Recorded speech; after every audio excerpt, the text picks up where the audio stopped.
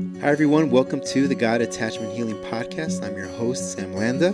This podcast is dedicated to helping Christians who want to understand why they relate to God, themselves, and the church in the way that they do. I explore how our early childhood experiences with our parents influence how we relate. I discuss how we can find healing from the pain, confusion, doubt, fear, and anger experienced in these relationships. If you're interested in learning more about your attachment style and how to heal from the pains and struggles you've experienced, then this podcast is for you. Welcome to the show. I'm happy you're here. All right, everyone. Welcome back to the God Attachment Healing Podcast. I am here with Dr. Knapp, and we are excited to discuss a topic that I think a lot of Christians who think about psychology and think about counseling maybe have a lot of misconceptions about what counseling is and what does that look like in our world today. So Dr. Knapp is the Dean of the School of Behavioral Sciences here at Liberty University. And I just want to give him some time here to share a little bit more about his background as we discuss this very important topic. No, sure. Well, thank you. I appreciate you having me on the podcast. Absolutely. Hello, everybody. Well, my name is Knapp. I've been here at Liberty for a little over 5 years now. Sure. I'm from New York originally, and then I've been mainly in the South for the last 30 years. I turned 54 in a few days. I have a bachelor's in psychology from Taylor University in Indiana, master's in community counseling from Georgia State in Atlanta, master's in Christian psychological studies or Christian counseling from a place that used to be called Psychological Studies Institute, but now it's called Richmond Graduate University. Okay. And then my PhD in counselor and supervision from Ole Miss or University of Mississippi. Nice. Okay. That's great. And then I started working on my MDiv from New Orleans Baptist Theological Seminary. You started recently, or this was back? No, a few years back. And because I was struggling whether I needed to be a professor or a pastor. And so I started working on that. But like a lot of people, life gets in the way. 4 kids, building a house, private practice, going to seminary on top of that, it just didn't work. So had to stop my MDiv. But yeah, that's a little bit about me. I'm married 23 years with 4 kids. Awesome. And I've been an LPC for 25 years. That's great. Yeah. So very credible source and perfect person to talk about this topic within the church, right? What have you seen happen in the church when it comes to counseling? Because I think the common theme is you don't need counseling. I think that's changed maybe in the last couple of years, maybe last decade or so. But growing up, what did you see? What was mental health looked at in as you were growing up? It didn't exist. I mean, I'm just saying, I'm being honest, the way it was where I grew up in New York, there wasn't much Christian counseling and you didn't hear anything about it.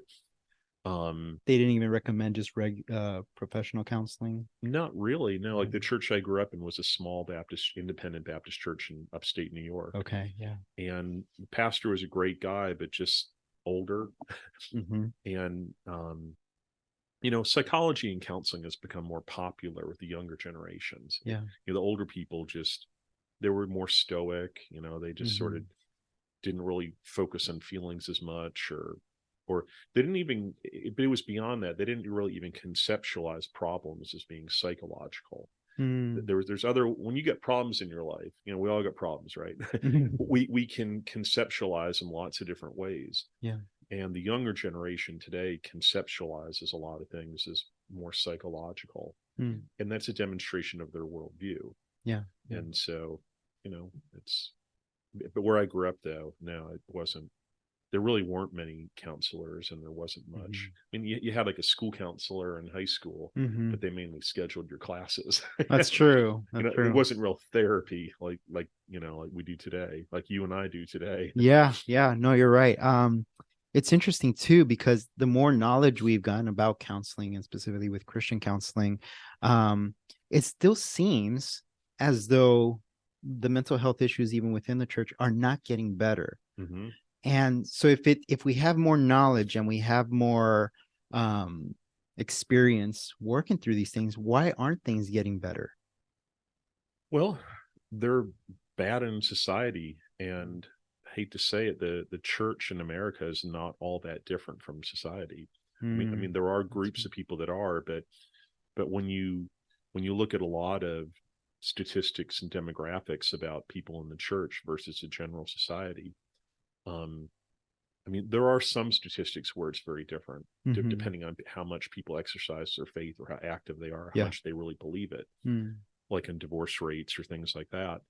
But statistically speaking, on a large scale, they're not that different. Yeah, you know? that's true. So, I mean, the opioid addictions, divorces, depression, anxiety rates, all of that, it's nationally speaking, it's pretty much the same in the church as it is in society. It's sad. It's really sad.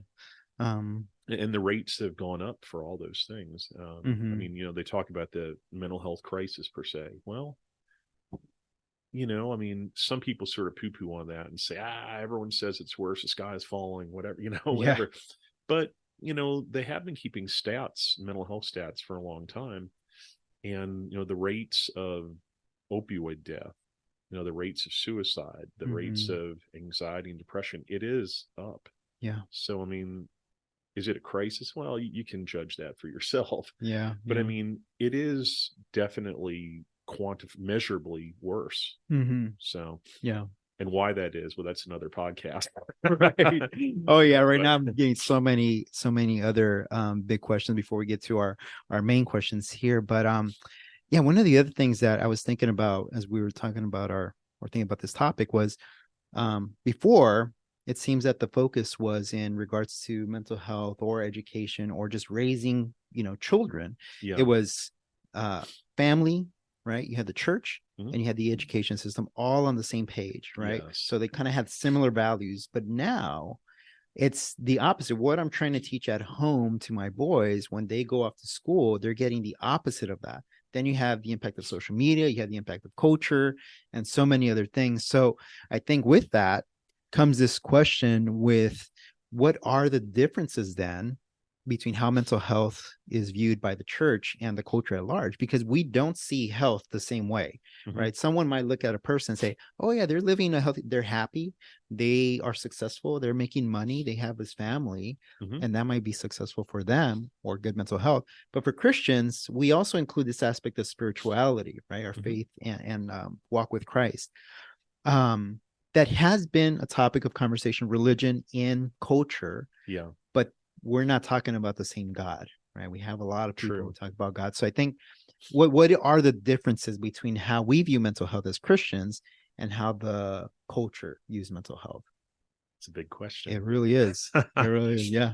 Oh goodness, there's a lot of ways we could go with this. You know, it goes back to a lot of different things. I mean, first off, how do you conceptualize mental health? Yeah. I mean, like, some people think it's like socially learned. Some people think it's based on experience. Some think it's only biological, that like anything psychologically wrong is, you know, neurochemistry's messed up, so you pop a pill. I mean, there's a lot of different ways to look at it. Some people, you know, believe that their spiritual life is separate from their day-to-day life, and that's like, that's true, you know, compartmentalized. It reminds me, I'm just looking at a quote here in a book I have. About 1800 years ago, Tertullian said, what indeed has Athens to do with Jerusalem? And it's from a David Entwistle book on integration. And when he mentions that, Tertullian, who was an early apologetic guy in the church, he was a lawyer at the time, but he was really, it was somewhat of a rhetorical question, but he was saying, you know, is your faith and your logic and your, you know, totally separate, or are they together? And for Christians, they're together. And that's why Christians say, you know, maxims like all truth is God's truth. That's sort of a Christian college maxim that we say here at Liberty. But there's huge differences between secular and Christian worldviews. I've got a little chart here where I sort of compare them sometime.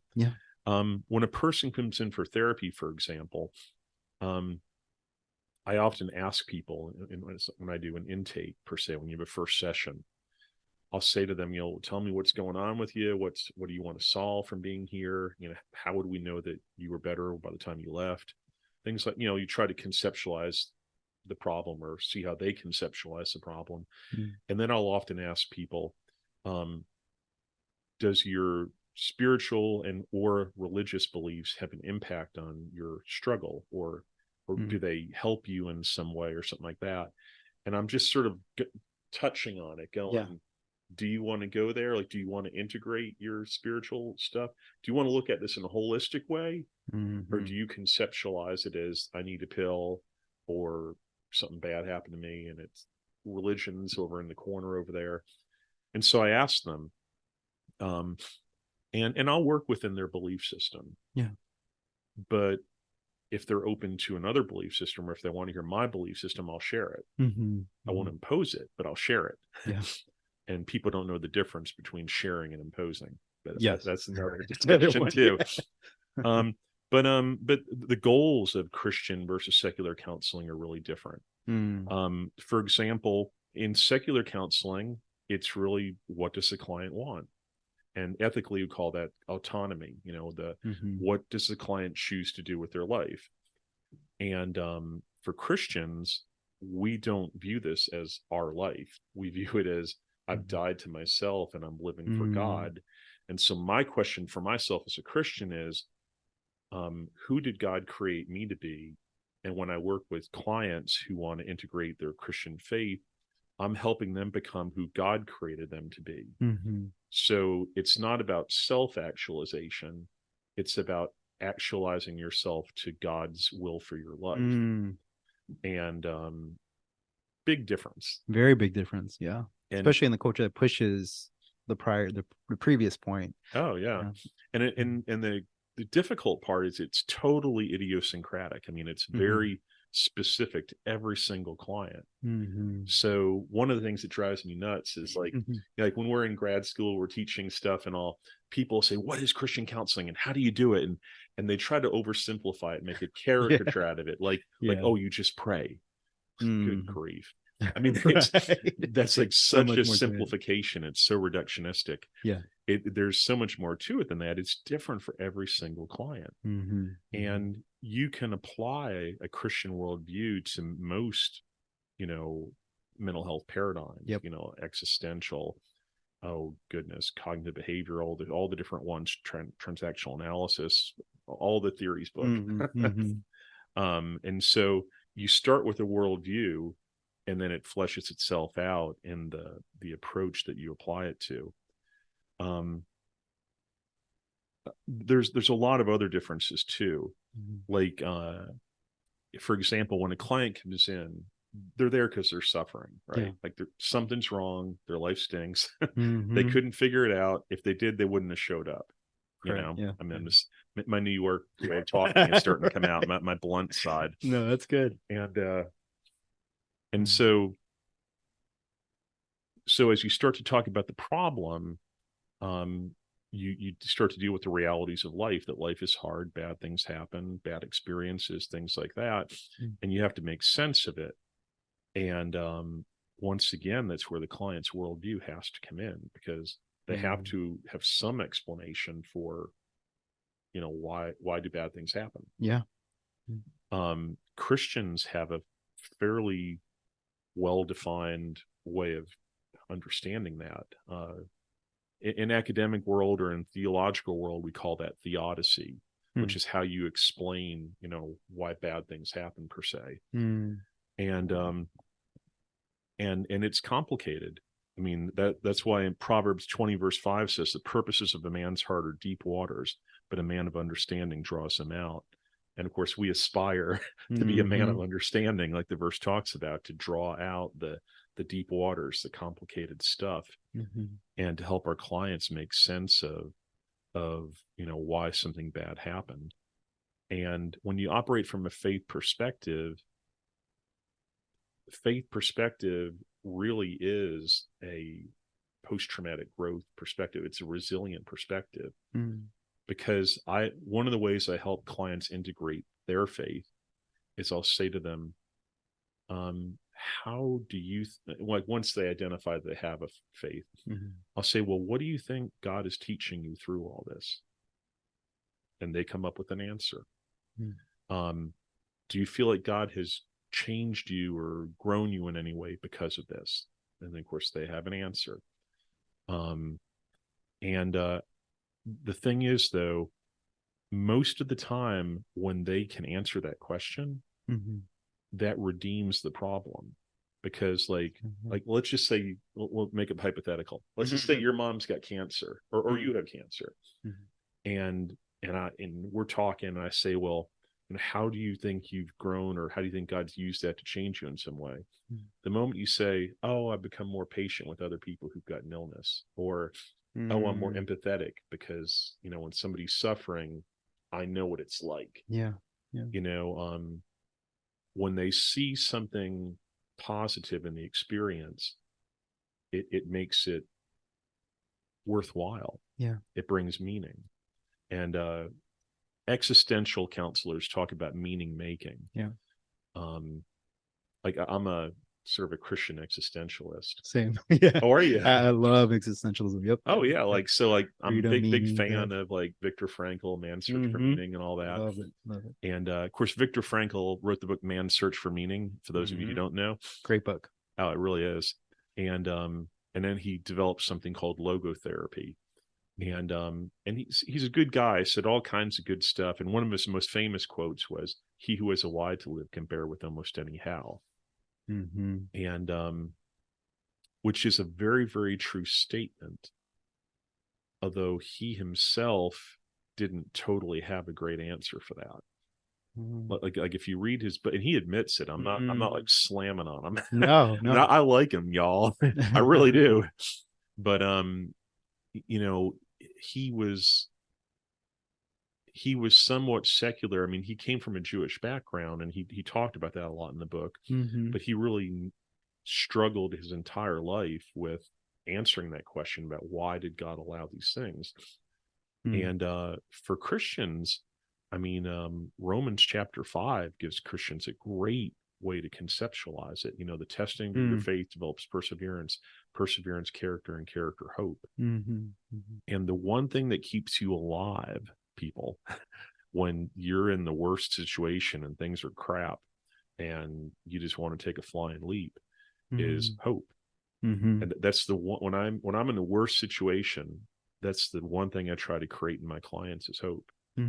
And that's the end of that verse I just quoted from Romans chapter 5, is God creates hope in us because we know that God's growing us in some way. And so I'll stop preaching. I got going here. No, that's, I think those are things that we think about, because when you mentioned Frankl, you know what I thought about? What? Ecclesiastes. So then you start thinking about Ecclesiastes, and you start thinking about all the questions that he has about life, and he starts talking about, life is meaningless. So just that idea of creating meaning, I think a lot of Christians will look to Ecclesiastes and say, well, this is where I'm at.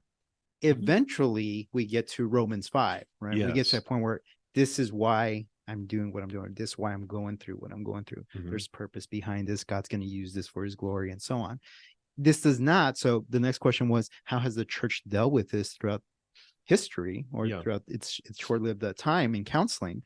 And one of the things I think that maybe we have seen is that, oh, you're supposed to be joyful, you're supposed to be happy, you're supposed to just forget about it, things like that.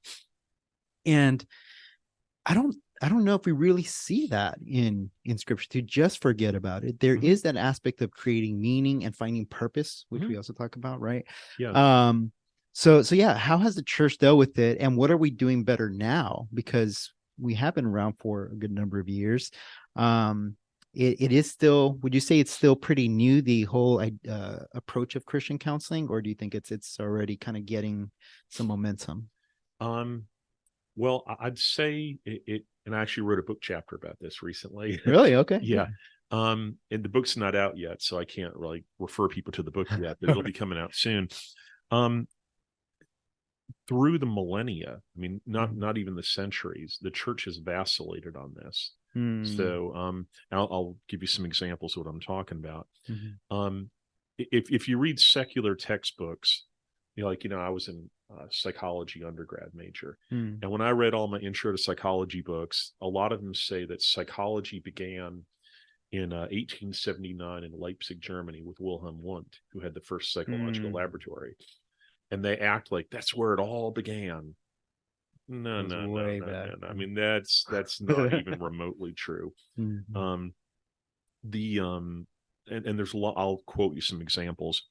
In 1409, the first hospital in the world that was dedicated specifically to treating mental illness was in Spain, and it was set up by the church. And you might notice too, around the world, a lot of the hospitals are called like St. Joseph's or Baptist or Methodist or whatever. And all around the world for centuries, it's been the churches that have been starting the hospitals and really caring for people's needs, whether it be physical or psychological. But the way they've conceptualized it has changed. In the Merriam-Webster, excuse me, I'm talking too fast. In the Merriam-Webster dictionary, it defines psychology as a study of the mind and behavior. But that's a new way of looking at psychology. The word psychology actually comes from Greek. And the Greek word psyche means soul. And of course, the word ology means study of. So the word psychology really means the study of the soul. And of course, we've gotten away from that today. We've gotten more materialistic, and all we think about is the physical body, not the what's behind the eyes, what's inside of us and our heart per se, or our soul. And back when the world conceptualized psychology differently, in the Middle Ages, the church had what they called the cure for souls, or the cure of souls. And the whole term soul care was used by the Catholic Church in the Dark Ages and in the early centuries. And anyway, they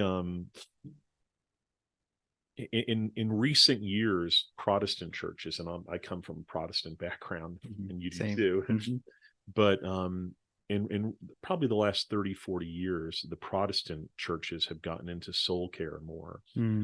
But give credit where credit is due. The Catholics, they've been into soul care for centuries. And that's because they conceptualized psychology the way the word means. It is the care of souls. And there's a lot of ways that they applied it throughout the years. Like a lot of the hospitals back then had soul care. And a lot of times it was like a respite. It was like, they called them sanatoriums too, in like Paris and other places prior to 1879 with Wilhelm Wundt. What were they doing? I'm sorry. What were they doing as part of that self-care? Because I think it could be tending to them physically. Was there medications involved? Was it because I think at some point, I don't know exactly when the timeline, but from a spiritual standpoint, I think if it was severe mental health issues, schizophrenia, whatever, then it would be associated with demonic type of activity, if I'm understanding correctly. So what did they do differently as soul care during those times? Well, it was conceptualized as demonic by some people in the church.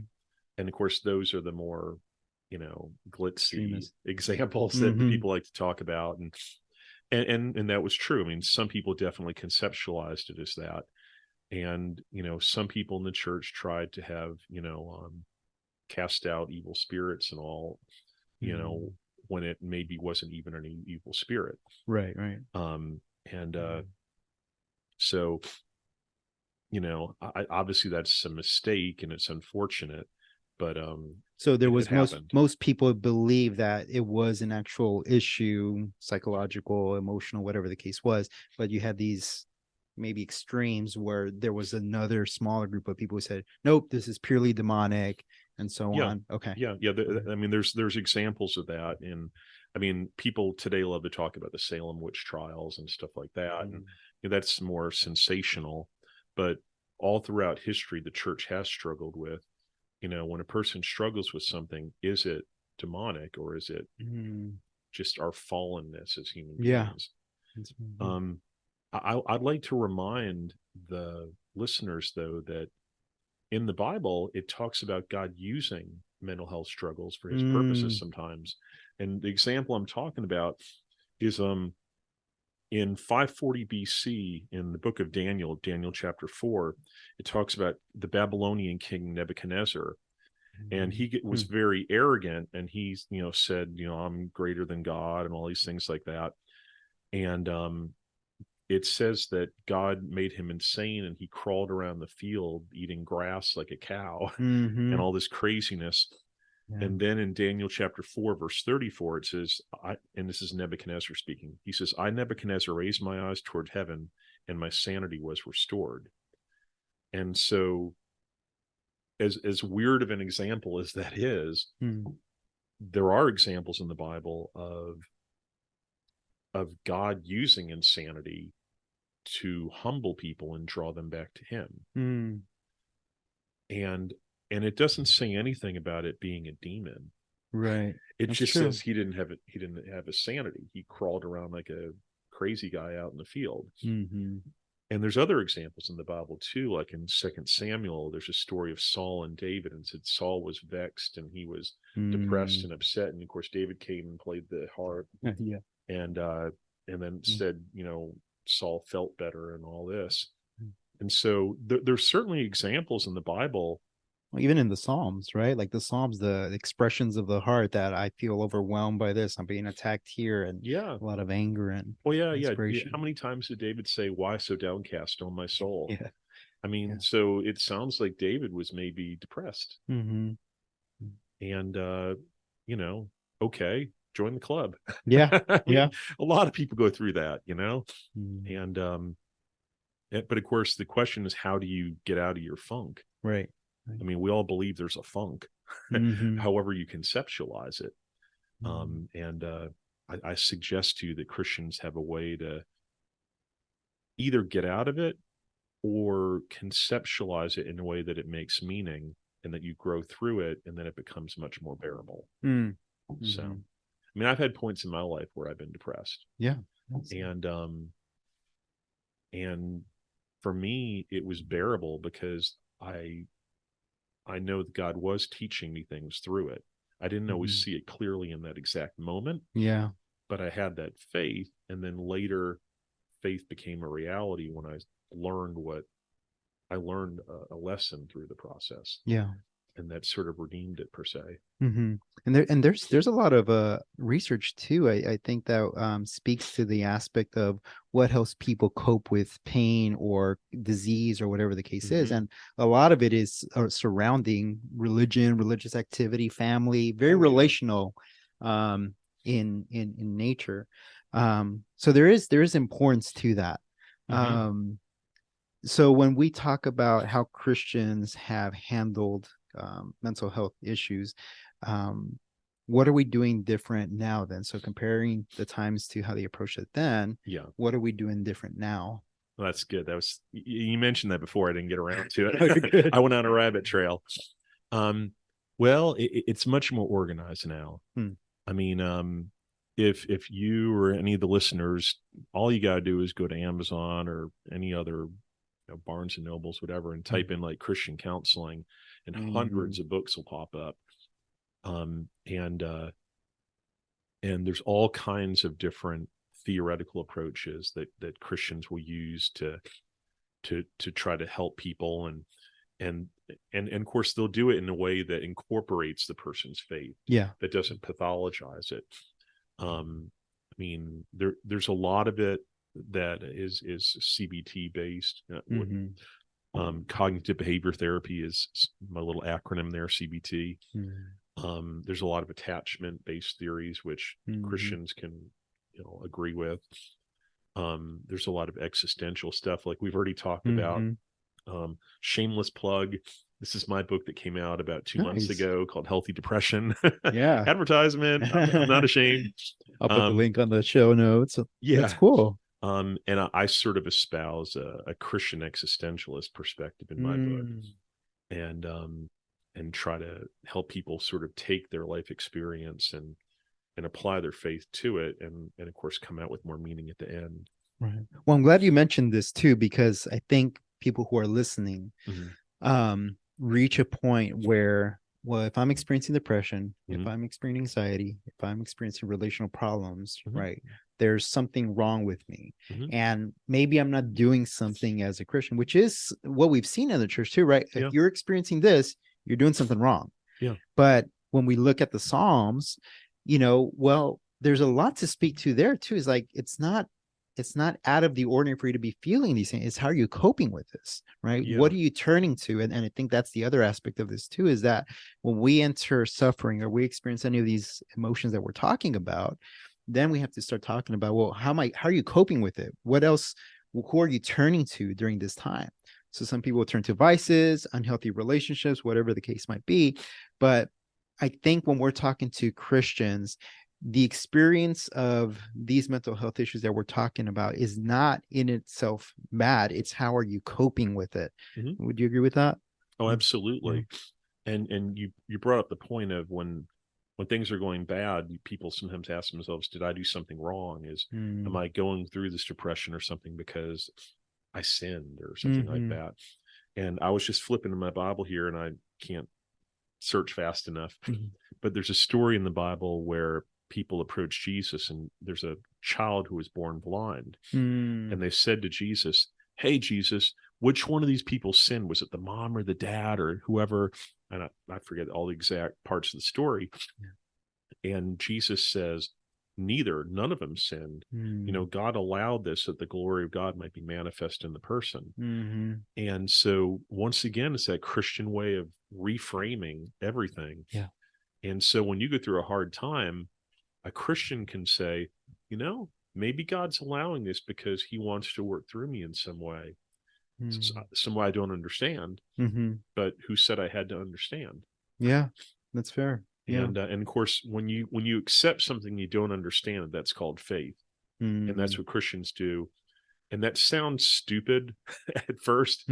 The wisdom of God is foolishness to those that are perishing, the Bible says. And so what I'm saying sounds stupid, and I understand that sounds stupid. But the thing is, if you've been a Christian for a while and you've lived by faith, you can look back, and I can see now. I mean, I became a Christian when I was just a young fella, and I'm almost 54. I see all these ways that God has connected the dots, and he's used all these situations and all this stuff. And like now I can look back on stuff and it all makes sense. But at the moment I was in the middle of it, faith looked stupid. And so that's what I'd just say to you listeners.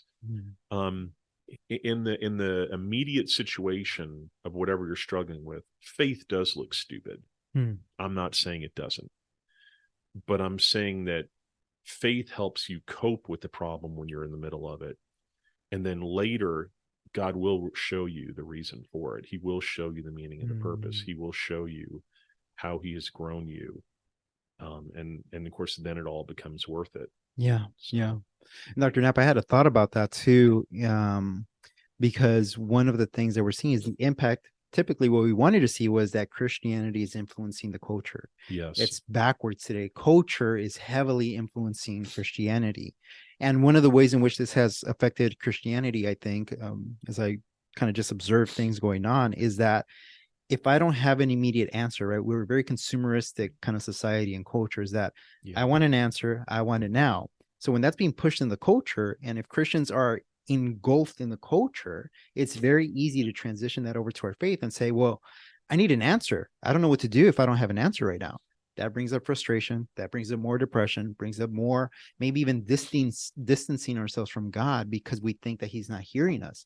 So now we have I guess they would call it a faith crisis. God's not answering my prayers. I've been faithful all this time. I've been doing all of this. And where is he? And if you have other people around you telling you, where's your God? I mean, this is this is a theme in scripture, even Job, right?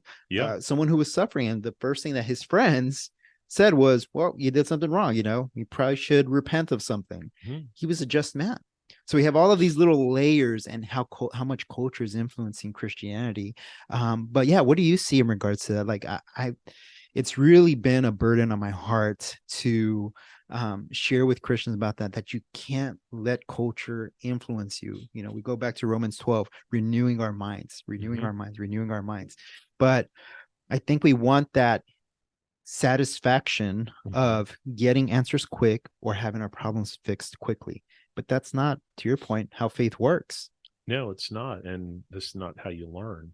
It's true. Yeah, that's true. I mean, if we all get instant gratification, hey, God, Right. snap my fingers. You better tell me now. Yeah. I mean, that's not the way it works. Rather than giving a real cognitive answer, can I tell you a story? Yeah, absolutely. Okay. Yeah. And it relates. Mm-hmm. When I was in college, I was struggling really bad with what do I need to major in? What do I need to do with my life? Mm. And I remember I went to this chapel thing at Taylor University where I was a student. And it was a spiritual renewal week. And this guy named Ron Hutchcraft was the speaker at the event. And he gave these talks about God's will for your life and all this. And that was all nice and whatever. Didn't really help me because I was like wanting a specific answer. Yeah. And I was doing everything you were supposed to do. I was Mm. praying about it a lot, even some fasting and all that. Mm-hmm. Had no sense of direction from God. And I remember I went up to Ron Hutchcraft after he gave this talk about God's will for your life and all this. And I said, Ron, I've been praying for months and months about what do I need to do with my life and all this. And I said, it feels like God's not answering me. And Ron said to me, well, maybe he's not. Maybe God's making you wait. And I said, yeah. I mean, that felt like my experience with God, because there's been other times I've had a real sense of God's leading. And I said, yeah. I said, well, why could that be? Or if that's true, why would God be making me wait? Mm-hmm. And he paused for a minute and he said, well, a lot of times God doesn't tell us stuff when we're not ready to hear it. Mm. And he said, my experience is that there's been times I've prayed and told God, you better tell me now about this, that, or whatever. And God doesn't tell him. And he said, the reason why in his life is that if God told you at that exact moment, you would have one of two reactions. You would either be so scared and freaked out by it, you'd go, and like run the other way, or you would go, yeah, I can do it. And then you would run into it when you weren't prepared yet. Yeah. That's a good point. And you would just screw it all up. And so sometimes God is making us wait and he's not answering to grow us in some way, to prepare us in some way. So I walked away from that going, that seemed to be what was going on. And of course, here I am, 30 something years later. I know. And, God's answered a lot of questions and opened doors and stuff like that. So, life is better. But for me to accept his answer, though, it took faith. Yeah. We hate faith. We really do. When you got to wait and you're saying, hey, God, why? And then someone says, hey, just have faith. It's like, no, I don't. I mean, faith means trusting God, and I don't want to trust God. I mean, in my flesh, I want to trust me. I want me to be the strong guy. I want me to be the smart guy. I want me to be the Mr. Psychological guy, who's like got the answers and the little brainy whatever, but that's just not true. Yeah. And so when I can have faith, I can have peace. Yeah. Isaiah, I think 26:3 says, he will keep in perfect peace him whose mind is stayed on thee. So if you want to have peace, you got to focus on God, that God's got a reason for it, even if you don't understand it. And then you can rest. And I can do that now. I mean, weird stuff happens in my life still. And it's not that I'm perfect or anything. I mean, I'm not, but, I have a lot more peace now as I've gotten older. Yeah. Something weird happens, or you get a crazy phone call, somebody's sick, somebody's got whatever. I don't get as jostled and bent out of shape now as I used to, because, I just have that peace that God has a reason, and ultimately it's all okay. Yeah. Most of us, when we think about that, want to also get to that point where we can look at that. And that's through multiple instances where God has delivered after a certain amount of time. You mentioned earlier just about having faith and patience. And, I'm always reminded of people in the Old Testament, we're wanting answers, within a week, a month, 2 months, maybe a year. Yeah.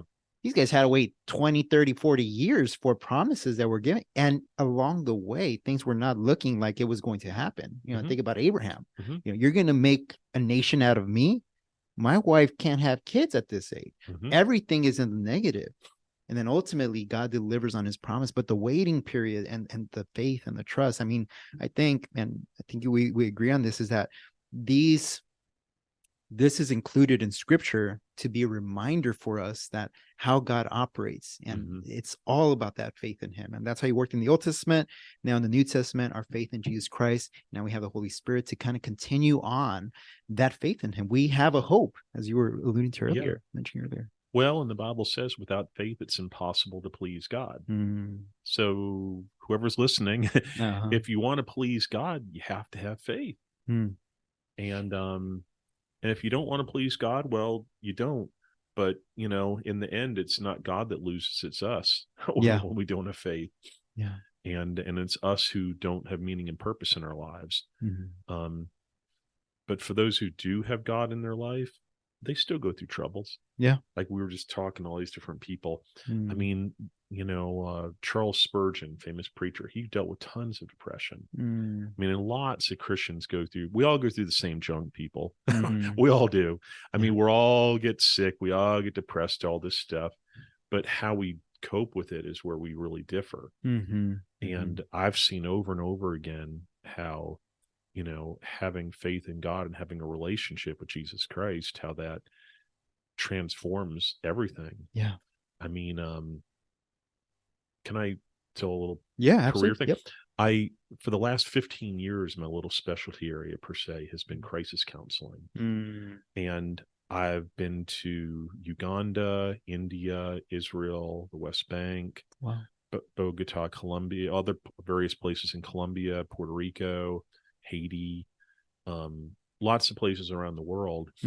And again and again and again, it's not just an American thing.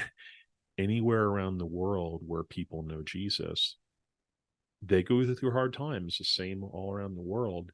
But the way they cope with it, the way they find meaning is dramatically different for Christians. Very much, yeah. I remember when I was in India not too long ago, when I was talking to a young lady who'd been sex trafficked all over India, and she'd been abused horrendously. But did she have sadness about what she went through? Absolutely. I'm not saying you get God, everything's peaches and cream or whatever. But she had a joy that was just almost weird. Yeah. She had this peace from God that even though she had the bad memories of her abuse, there was at the same time, there was this happiness, joy thing in her life that secular people can't explain. Right. It makes no sense. When I was in Haiti after the earthquake in 2005 and 300,000 people died within a matter of minutes, all the buildings collapsed, had like a 9.0 something earthquake. I was just down there a few months later, and I was in a training with a bunch of pastors from all over Haiti, and we were sort of trying to train them on crisis and trauma counseling. And I realized too when we got there that we were there to try to train them. It was way too soon. They themselves were horribly traumatized, and so our whole training per se turned into basically a big group therapy session. Yeah.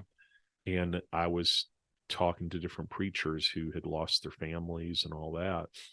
And later they obviously went out to help their congregations and all, but what it turned into was horrible grief, talking to pastors who watched their house collapse in front of them and their family die, things like that. And even though they were crying and grieving and all this stuff, there was still this level, like a deep level of still some, like a part of them was still happy. They lost their families, but they didn't lose everything. And that's because for Christians, nothing can take away what you have with God. Mm-hmm. I mean, I could get cancer and die tomorrow, but I'll go see Jesus. Mm-hmm. My family could die in an earthquake like that. That would be horrible, but I would still have Jesus. I would still have heaven to look forward to. I would know that my 4 children and my wife already know Jesus, so they're going to see me in heaven one day. And so that belief that we're going to see Jesus one day, and that's where we're headed, if we're right with Jesus, that gives me peace. Yeah. Yeah. And that reconceptualizes everything. Mm-hmm. And it plays out in mental health. Right. And I think you mentioned earlier about the world or the culture doesn't understand that type of faith. Yeah. And what happens though, is that they'll look at that and they'll say, nope, you're still traumatized, or you should still get help, or whatever the case is. Yeah. Even though they have joy. So is that separate? I guess essentially is, can a non-Christian counselor provide value, or are there any pros that they can provide for a Christian who's going through something? Now, I know that's a big open kind of words that we can look into, but yeah, I think this is an important thing, because if our faith matters to us and we want to seek to honor God, we can go to a Christian counselor who reemphasizes those beliefs. Yeah. Now, a lot of counselors have good helping skills and those basic essential skills to connect and develop a strong therapeutic alliance. Yeah. But eventually values are going to come up in the conversation or in the experience. Yeah. And that's where you want to have a Christian counselor. I know I've heard different people say, well, I went to a non-Christian counselor and it was fine. It could definitely happen. Yeah. But I'm curious about your thoughts about that, because I want to help people understand that when your faith matters so much to you, you want someone on your team who's going to help you build on that faith, build up that hope, and so on.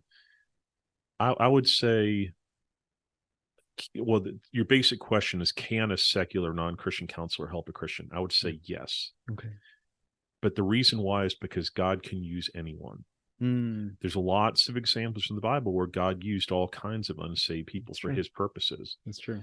And and can a non-Christian counselor help a Christian or another non-Christian cope better and sort of get past a difficult experience? Yes, they can. And so, simple answer, yes. Okay, yeah. But the nuanced answer is they cannot provide as comprehensive of an approach as a Christian counselor could. Now, if the client is not a Christian and the counselor is not a Christian, well, maybe it would be comprehensive, because they would be operating within the same worldview. And so for them, yes, that would be comprehensive. So, don't think I'm totally biased here. And I can't, think objectively. I can. But it's, I'd say that there's a level of comprehensiveness that a Christian counselor can provide that a secular one can't. And that's what I see over and over again in therapy around the country, is that, Christians do approach their clients in a holistic way. And that's actually one of the things I advocate for, is for the mental health field to treat clients in a holistic way, meaning they incorporate faith and spirituality. Now they're trying to do that. And what I'm talking about is that some of the listeners, if you're no psychological stuff, whatever, in the American Psychological Association, there's Division 36, which is the spirituality religion division. Within the counseling field, as far as secular counseling, within American Counseling Association, there's a division called ASERVIC, the Association for Spiritual, Ethical, and Religious Values. I used to be on their board in the past. Oh, nice. And when I was on the board, they rewrote their competencies, per se. And there's 14 competencies where they say you need to address these things in your counseling program and all that. Okay, let's be real, or I'm just going to call it like it is. And there's research to back this up, by the way. This isn't just opinion. There's a high percentage of counselor educators in America that are not Christians. And what they do in practice is they do not address this. Mm-hmm. I mean, this is the secular approach. This is not Christian. Mm-hmm. This is the secular approach to spiritual religious stuff. Yep. There are surveys and research that have been done on how well do, say, KCREP, that's the accreditation thing, how well do they incorporate spiritual and religious issues? Mm-hmm. And the answer is terrible. Really? Yes, they do a lousy job. Mm-hmm. And the reason why is because they're not comfortable talking about it. Mm-hmm. Most counseling professors are a really liberal bunch who are very non-Christian people. Mm-hmm. And they're awkward about it, you know? And so they just don't touch on it, and they avoid it. And what they really do is they abdicate their responsibility to address it. Mm. And they're perpetuating that in their students too. A lot of students graduating from all these secular colleges, and by the way, here I am at Liberty, I'm at like the Joe Christian place.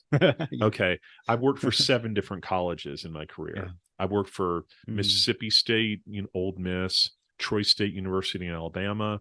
I've worked for a lot of different places, secular state colleges. And so you've seen a lot of this, probably. Oh yeah, I've seen the Christian stuff and the secular stuff. I've been both places. And I'll just tell you, they do not address this stuff very well at all. And it's just because they're not comfortable with it. And of course, what plays out then in the therapy office and most counseling practices today is just an abdication of addressing the spiritual and religious side of things. And of course, there's a long history of that. If you look in the secular counseling world, there's been a lot of pathologizing of faith. Yep. I'm talking about people like Albert Ellis, and we could go down a list of others. But I mean, I'm old enough. I remember when Albert Ellis was alive. He died just a few years ago. And I saw him at the ACA National Convention talking about all these blank, he used a bunch of 4-letter words, blank, religious nut jobs and Bible thumpers and all this kind of stuff. And just, he was and not just Christians, he was trashing on Jews too. He was Jewish, but he hated Orthodox Jews. Yeah. And he just, called them idiots and people who needed a crutch for their, to deal with their struggles and all this stuff. And there's a long history of that attitude in the mental health fields. Is it changing today? Yes, it is. I mean, there is definitely more of an acceptance of faith among the broad populace in the counseling fields, counseling and psychology. But there's a long history of pathologizing it. Oh yeah, yeah. And I was going to ask about that too, the pros and the cons of secular counseling. If I got it correctly, the pros of secular counseling, maybe they have good helping skills, ask good questions, kind of dive deep into maybe a traumatic experience. And maybe even one of the things that they may be picking up on, because we're seeing a lot of this too, is that people who have been hurt by the church, they'll go to that and it would just be like this, release of here's how I was hurt by the church. And they're reinforcing that as, pathologizing it essentially. The cons to it is that, does it build up their faith? It doesn't seem so, because they're not going to come at it from a spiritual perspective, especially not from a Christian perspective. Other cons to it could be what for secular counselors with Christian clients? Secular counselors with Christian clients? Well, they might not understand the Christian client. I mean, they might seem weird. Yeah, they might refer. Well, they might. They're not supposed to, according to ACA Code of Ethics. Yeah. But they want us to not to do it as well. Correct. When we're doing those things. So it's correct. They're supposed to bracket their beliefs and all that. But we'll see how well that works. Or who gets busted for it. But yeah, it's true. It's an awkward conversation for a lot of them. Yeah. So, can I mention one thing too? Yeah. You asked early on that how is the church done over the centuries as far as addressing faith and addressing psychology. The integrationist approach per se that we teach here at Liberty and I got in my graduate program and all. Love that class. That has really only been around, oh goodness, maybe 80 years. The first program, well, I mean, when I say been around 80 years, meaning the way we conceptualize integrationist stuff today. Yeah. And the way we're taking current psychological theories and applying it today, because a lot of the theories that are around today, to my knowledge, weren't around 2,000 years ago. Right. So, I don't want to have the terminal uniqueness idea that everything today is new and there is nothing new under the sun with Ecclesiastes. But the thing is, the first real integrationist program was at Biola. The Narramores, Bruce and Clyde Narramore, and some others started Biola out there with their psychology school, and then of course there was Richmond. Regent universities had a big effect on the mental health fields. So was Wheaton College, and there's some other big players. But what's happened in the church though over the years is the church is split on the way they handle psychology issues. There's integrationist approaches, which means that you blend your Christian and your psychological ideas in a way that's compatible. Yeah. That's integrationism in a nutshell. Then you have the biblical counselors, which they use some psychological ideas, but they try to use mainly scripture, the Bible only. And then you've got the hardcore Bible only, who sort of gets rid of all psychological ideas, and that they tend to call that more of a nouthetic counseling approach. And the most famous one was Jay Adams, who wrote the book Competent to Counsel. And so those three groups are really still dividing the church today. And you could go to any random church across America and they're going to be pretty much in one of those camps, or maybe just don't address it at all approach. And so the church is really split up. I think we can start to change that. I think we are changing that as integrationists do more presenting and publishing and book writing, and things like that. But it's a slow process. I mean, changing culture and changing beliefs about psychology and how you handle emotional struggles. It's like turning a big ship. It's just a real slow process. But we have to be wise too in handling how not viewing those issues like the culture does. And I think that was one of our last questions here, is how can we avoid allowing the culture to influence the church or to dictate to the church? Because now, not only do you have your approach, now you might even face some legal stuff as well. So if you don't, and this has been happening for years, if a gay couple comes to a church and they want to be married by them, then it's like, okay, so how do I address this? Are they any mental health ramifications here, legal issues? And for the most part, it's been respected where, okay, I can't do that. It doesn't align with my values. I don't know why you would want me to do it if it doesn't align with your values. So there's those consequences. But how do we not allow for the culture to dictate to us as Christians how to handle mental health issues? So one of them is we're doing a better job addressing it because we're doing more research, we're doing presentations. But what can the church do? How do we solve this problem of not allowing the culture to influence how we handle mental health? Well, forgive me, but I'm going to sound academic for a second. Okay. I think it's the real answer, but it's going to sound academic-y. I think you have to develop a Christian worldview. And of course, what is a Christian worldview? That's like a catchphrase. You hear that. It's like a buzzword or something. It's viewing the world and viewing your problems and viewing anything you experience from a biblical perspective. And if you develop a Christian worldview, you develop discernment about what is true and what's not true based on your knowledge and experience of God in the Bible. Like, for example, postmodernism, the idea that you can create your own reality. Okay, well, in the Bible, in Genesis chapter 1, God says, let there be light. I'm looking at light coming in the window. Okay, God said, let there be light. Light came into being in Genesis 1. If I'm sitting here on our podcast and I say, let there be no light, okay, there's still lights on, nothing changed. Well, you know what? Postmodernists today live in the delusion, and I use the word delusion very deliberately. They live in the delusion that we can create our own reality, and that I can say, let there be no light, or I can say, I'm a woman, or I can say all kinds of other things, and that my belief then makes it a reality. And God help us, the mental health fields are endorsing that, saying that you can create your own reality. It just boggles my mind. It's just, well, but you see, it's a demonstration of worldview. Yeah. Their worldview, some psychologists and counselors' worldview is postmodernism, that you create your own reality by the words you say and the things you believe. And that's where, reality is going to be a slap in the face. Which causes more distress, more of the same issues. Absolutely. Yeah. I know we didn't plan to get into the trans stuff today. It's not really. We just take it where we go. Well, it's where we are in society right now, right? Yeah, people? That's exactly what we do. It's stuff's going on. I've had a number of clients over the years that have believed they were born into the wrong body, and some of them have gone through a sexual reassignment surgery, and they've done the whole kit and caboodle, and they were more depressed after they cut off their penis and everything, genitals and everything else, did reassignment surgery and all that, because they were told that, if you do this, it will complete you and you'll feel like yourself and all this.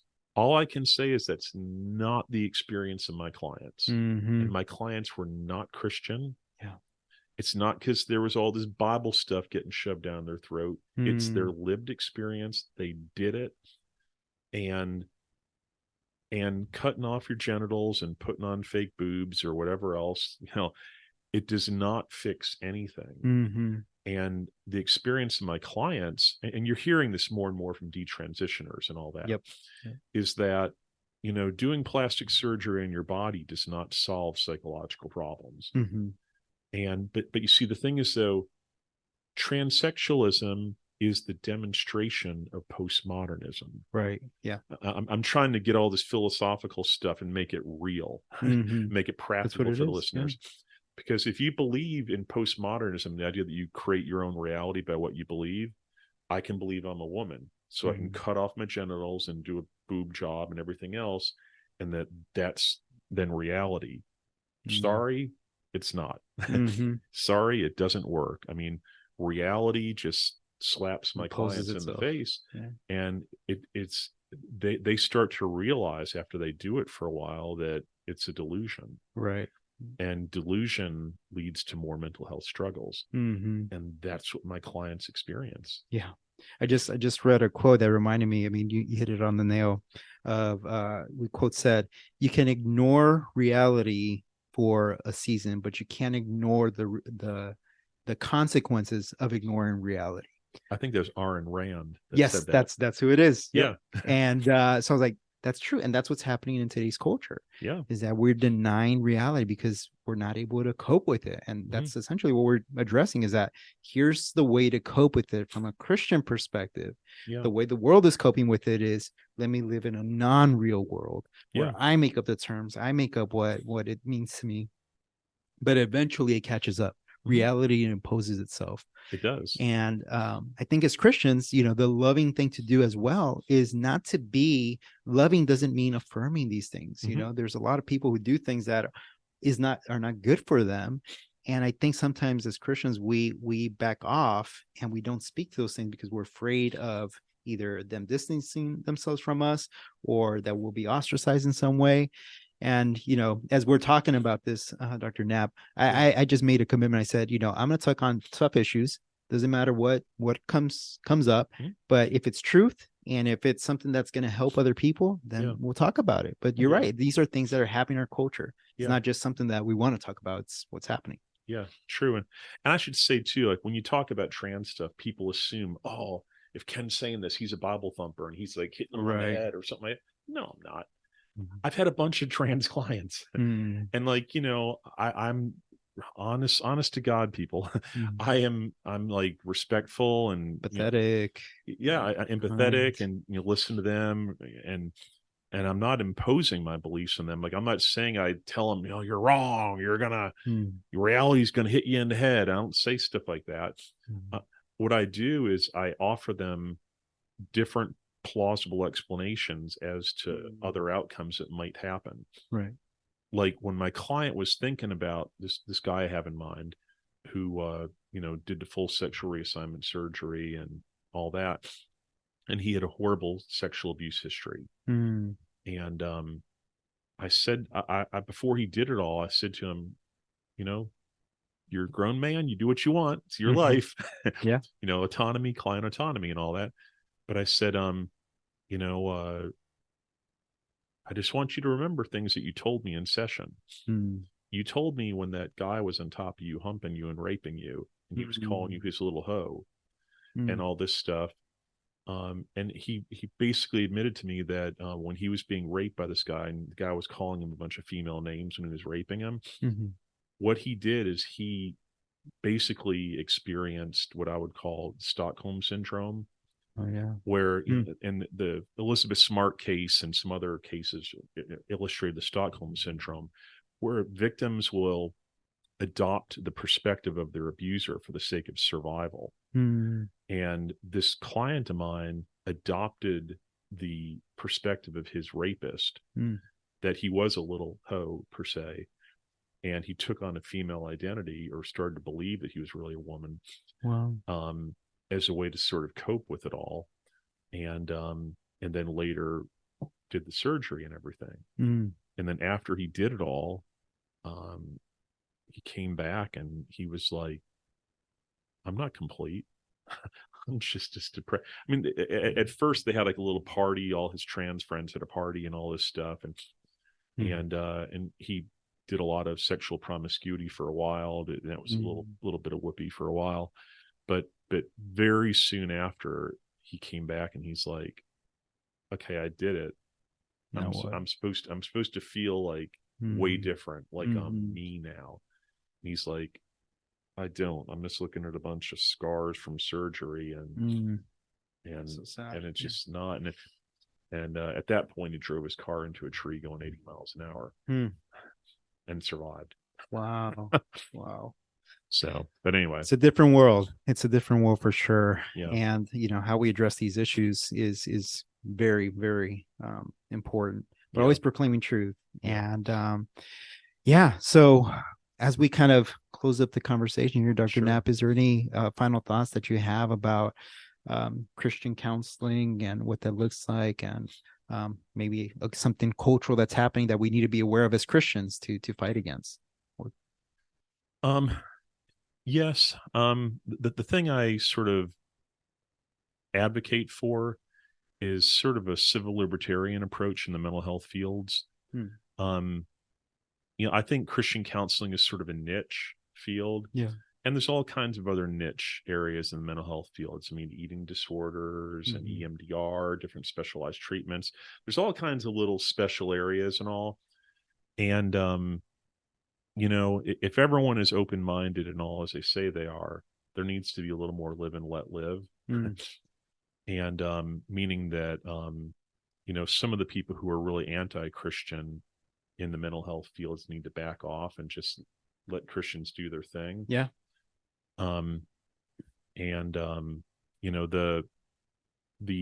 The suggestion in society is always that Christians are trying to evangelize in therapy, and they don't understand the difference between therapy and evangelism.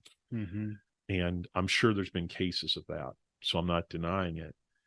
But what I see today in society more and more so is some people trying to run people of faith out of the mental health field because they're afraid that they might say something that they don't like that might clash with their belief system. Right.